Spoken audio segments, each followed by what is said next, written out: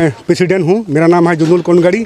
जो यहाँ जो बागान का जो समस्या चल रहा है ना, जब से हम लोग का राजेश कुमार जलान बागान को जो लिया है, तब से हम लोग का इस बागान में बहुत सारा खिली मिली चल रहा है। यहाँ जो हम लोग का जो मजदूरों का जो माटी था, उसको क्या किया, वहाँ से लेबरों का घर को उठा दिया। उठाने के बाद में क्या किया, वहाँ चाय गाछ का रोपने का वो दिया था, मीटिंग में फैसला हुआ था। अभी वहाँ पर दुनिया का सब्जी लगा दिया है। वो भी हम लोग का आदिवासी सबको ना दे के आउटडोर का मुस्लिम सबको दे दिया है, और सब कोई वहाँ पर अपना खेती कर लिया है। और यहाँ पर जो आदमी सबको रिटायरमेंट दिया है, 21/5/2019 को जो रिटायरमेंट दिया है, उसका 1 पैसा ग्रेजुटी नहीं दिया है, और कोई PF रुपये भी नहीं पाया है। अभी फिर से और 46 आदमी को कल परसों और बैठाने का बात है 1 तारीख से।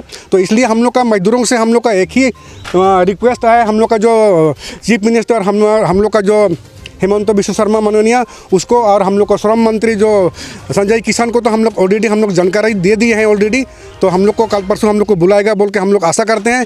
इसलिए हम लोग का एक ही रिक्वेस्ट है, जब तक अगर लेन देन हम लोग को पूरा नहीं देगा, अगर रिटायरमेंट का जो ग्रेजुटी है, फर्स्ट में जो प्लांटेशन लेबर एक्ट है, उसको अगर नहीं देगा, तो कोई मजदूर और जो सेकेंड टिप में जो बैठाया है वो कोई नहीं बैठेगा। और जब तक क्लियर नहीं देगा और वैकेंसी परमिट नहीं देगा, तब तक हम लोग कोई बात नहीं मानेगा। और जो हम लोग का साप्ताहिक दरमा है, उसको हम लोग को टाइम में नहीं मिलता है, कभी 7 बजे कभी 8 बजे। इस सप्ताह का जो दरमा हुआ है, मंथली पेमेंट हाफ दिया है। उसके बाद में डिलीरेटेड वर्कर सबका साप्ताहिक दरमा हुआ देता है। कोई अगर काम किया है 6 रोज़, उसको 3 रोज़, 2 आदमी काम किया है 2 रोज़, उसको 1 दिन का दिया है। और इधर में घर दूरा खुड़ी वगैरह जितना भी हम लोग का प्लांटेशन एक में जो नियम है, उसको एक भी नहीं करता है। और यहाँ पर जो हम लोग का ACMS का जो सेक्रेटरी प्रेसिडेंट है, वो सब भी मालिक का फेवर में अभी तक चल रहा है। यहाँ 2 चल रहा है, एक ठू भारतीय चाय मजदूर संघ और एक ठू असम चाय मजदूर संघ चल रहा है। तो हम लोग अभी लेबर मिनिस्टर का अंडर में है। हम लोग का माननीय संजय किसान को हम लोग ऑलरेडी जनाए हैं। इसलिए हम लोग यही रिक्वेस्ट करते हैं अंत में, जो हम लोग का जब तक पैसा नहीं देगा पहले का रिटायरमेंट, तब तक जो 46 आदमी का कोई यहाँ बैठ के नहीं होगा, वो लोग काम में लागू रहेगा। यही हम लोग का रिक्वेस्ट है। तो थोड़ा हम लोग को इस सब क्षेत्रों में आप लोग हेल्प कीजिएगा, क्योंकि आप लोग का फेवर में सब कुछ है, आप लोग का हाथ में पावर है। इसलिए मैं इतने करके अपना जो भाषण को मैं बंद करता हूँ। धन्यवाद। एटाই बहुत दिनर পৰা অভিযোগ উত্থাপন কৰি আছোঁ, তথাপিও আমি বাৰম্বাৰ মানে প্ৰত্যাখ্যানৰ সন্মুখীন হৈ আছোঁ যে আমাৰ ফাতেমাবাদ চাহ বাগিচাত প্ৰত্যেক দিনে মানে সমস্যাৰ দেখা পাই আছোঁ। মানে সমস্যা বাঢ়ি আছে, কিন্তু সমাধান হোৱা নাই এতিয়ালৈকে। এতিয়া 2019 চনতে 64 জনক ৰিটায়াৰ দিছিলে। 64 জনৰ ৰিটায়াৰ PF টো হৈছে, কিন্তু গ্ৰেজুটি হোৱা নাই। লগতে 64 জনৰ ভেকেঞ্চি এতিয়ালৈকে ক্লিয়াৰ হোৱা নাই। যে ৰিটায়াৰ দি আছে ঠিকে, কিন্তু ভেকেঞ্চি ফিল আপ হ'ব লাগে, সেইটো হোৱা নাই। আৰু লগতে এতিয়া 2022 চনত এই যোৱাকালি পৰহি এইটো ৰিটায়াৰমেণ্ট দিছে 41 জন প্লাছ 5 জন, টোটেল 46 জনক দিছে। এতিয়া মানে আমি কি বিশ্বাস কৰি ল'ব পাৰি যে আগৰে পেণ্ডিং হৈ আছে ভেকেঞ্চি প্লাছ গ্ৰেজুটি, আগৰে পেণ্ডিং হৈ আছে, আৰু বৰ্তমান পুনৰ নতুনকৈ দি আছে। মানে তো আমি এইটো বিশ্বাসত ল'ব পৰা নাই। সেইকাৰণে আমি আমাৰ অসমৰ মুখ্যমন্ত্ৰী Shri doctor Himanta Biswa Sarma, labour minister আমাৰ সঞ্জয় কিষাণ আৰু আমাৰ লেবাৰ মিনিষ্টাৰ সকলোকে মই অনুৰোধ জনাওঁ যে অতি সোনকালে তদন্ত কৰক, আমাৰ ফাতেমাবাদ চাহ বাগিচাত কি সমস্যা হৈ আছে তদন্ত কৰক আৰু সমাধান কৰক, এইটোৱে বিচাৰোঁ আমি। আৰু লগতে আমাৰ ফাতেমাবাদ চাহ বাগিচাত বহুত দিনৰ পৰা ঠিকাদাৰগিৰি কৰি আছে।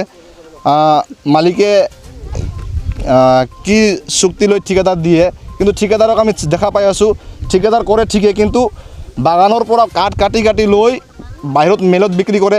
আৰু তাৰে পৰা আমাৰ ওচৰে পাঁজৰে যিমান গাঁও আছে, গোটেইখিনি গাঁৱত মানে বাগানৰ কাঠটো বিক্ৰী কৰি আছে। এইটো আমাৰ খুব প্ৰমাণ আছে, আমি ভিডিঅ' কৰি ৰাখিছোঁ। ভিডিঅ'টো আপোনালোকক এই নিউজৰ জৰিয়তে এই ভিডিঅ'টো আমি দেখাবলৈ এইটো কাঠৰ মাফিয়া বুলি ক'ব পাৰি। তেনেহ'লে আমি ডাইৰেক্ট মফিজ চুদিন নামৰ এটা ব্যক্তি আছে, যে ঠিকা কৰে বাগানত ঠিকা কৰে, কিন্তু ই বাগানত যি ধৰণে কৰিব লাগে ঠিকাগিৰি, সেইধৰণে কৰা নাই। মানে একেবাৰে টোটেলি অপজিট হৈ আছে, এগেইনষ্ট হৈ আছে, মানে লেবাৰৰ এগেইনষ্টটো কাম কৰি আছে। মানে বাগানৰ জড়িত হৈ আছে। ইয়াতে বাগানৰ জড়িত মানে বাগানৰ শ্ৰমিক ইউনিয়ন আছে। শ্ৰমিক ইউনিয়ন মানে এইটো চাইও দেখিও মানে প্ৰমাণ পায়ো মানে টোটেলি চকুমুন্দি চলি আছে। মানে ইহঁতে মেনেজাৰ স্বৰূপ ৱেষ্ট বেংগলৰ হয়, আৰু মালিক হিচাপে আমাৰ ৰাজেশ চালান আছে। তাৰ ধাৰণা হয়, আৰু আমি সন্দেহ কৰোঁ এইটো যে বুজা পৰা হৈ আছে ভিতৰে বহুত ডাঙৰে। তো তো এইটো এতিয়ালৈকে মানে সমস্যাটো সমাধান হোৱা নাই। তো আমি অনুৰোধ জনাওঁ এনেকুৱা কাৰ্য চলি থাকিলে আমাৰ বাগানখন এদিন ধ্বংস হ'ব আৰু ধ্বংসমুখী ৰূপ ধৰিছে। এতিয়া আমাৰ লেবাৰবিলাকে মানে আচৰিত হৈ আছে যে আমি লাইনত থাকি না বাগানৰ ফেক্টৰীত আহি বসবাস কৰিম, ঠিক তেনেকুৱা হৈ আছে। তো এতিয়া মানে আমিও একো কৰিব পৰা নাই মানে। আমি দেখা পাইছোঁ আমাৰ ফাতেমাবাদ চাহ বাগিচাখন মানে বহুত ধ্বংসমুখলৈ গৈ আছে। কাৰণ আমি দেখিবলৈ পাই আছোঁ এতিয়া আমাৰ বাগানত, যিহেতু এইটো পাৰ্মানেণ্ট বাগান হয়, ইয়াত কিন্তু পাৰ্মানেণ্ট লেবাৰৰ সংখ্যা কমি গৈ আছে দিনে দিনে। আজি আমি প্ৰথমে দেখা পাই আছিলোঁ ইয়াত মুঠতে কিমান 800 আছিল পাৰ্মানেণ্ট লেবাৰ, কিন্তু এতিয়া তাৰে মানে আধা অংশহে মানে পাৰ্মানেণ্ট আছে আৰু দিনে দিনে পাৰ্মানেণ্ট দি আছে, কিন্তু তাৰ ভেকেঞ্চি ফিল আপ কৰা নাই। আৰু যি ভেকেঞ্চি ফিল আপ কৰাৰ পিছত যি প্ৰাপ্য থাকে, যিটো লেবাৰ এক্টৰ নিয়মমতে প্ৰাপ্য থাকে, এইবিলাকো এতিয়ালৈকে আদায় দিব পৰা নাই। PF টকা দিব পৰা নাই ভালেখিনি, এতিয়াও কিছুমানটো মৰি গেলাক, তেওঁলোকৰ PF টকা আদায় দিব পৰা নাই, গ্ৰেজুৱেটি দিব পৰা নাই। লগতে যিটো লেবিলিটি লিজত লোৱা হৈছে সেইটো আদায় দিব পৰা নাই।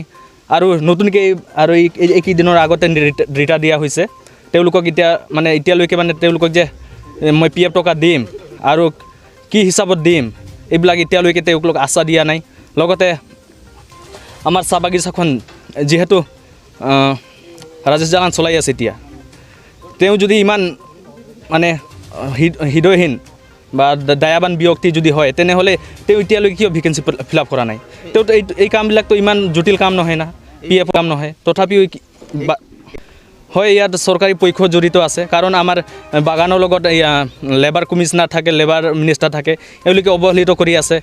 আজি তেওঁলোকেহে এইবিলাকক গুৰুত্ব দিব লাগে, তেওঁলোকে দৃষ্টিগোচৰ কৰিব লাগে, কিন্তু তেওঁলোকে এতিয়ালৈকে মাত মাতা নাই। ইয়াত নিশ্চয় তেওঁলোকৰ মাজত গোপন বুজাবুজি আছে বুলি আমি সন্দেহ কৰোঁ। আৰু আমাৰ অসম চৰকাৰক অনুৰোধ জনাওঁ কি যিহেতু আমি তেখেতৰ আণ্ডাৰত আছোঁ, তেখেতৰ নেতৃত্বত আমি আছোঁ, তেওঁ আমাক মানে ভালকৈ নিৰাপত্তা দিব লাগে। আৰু তেওঁ যদি নিদিয়ে কোনে দিব আমাক? আমি তেওঁৰ ওপৰতে আশা কৰোঁ। সেয়ে অসম চৰকাৰ অনুৰোধ কৰোঁ কি আমাৰ ফাতেমাবাদ চাহ বাগিচাখনক ভালদৰে নিৰীক্ষণ কৰে আৰু যি ইয়াত বেউনাই চলি আছে এইবিলাক সোনকালে সমাধানৰ পথ উলিয়াই বুলি আশা ৰাখিলোঁ। गोजोनथाव खौरां। आसामाव थानाय बयनिख्रुइबो साबसिन सोलोंथाइ होग्रा मिरुफोरनि गेजेराव टेक बुस्टाराबो गंसे।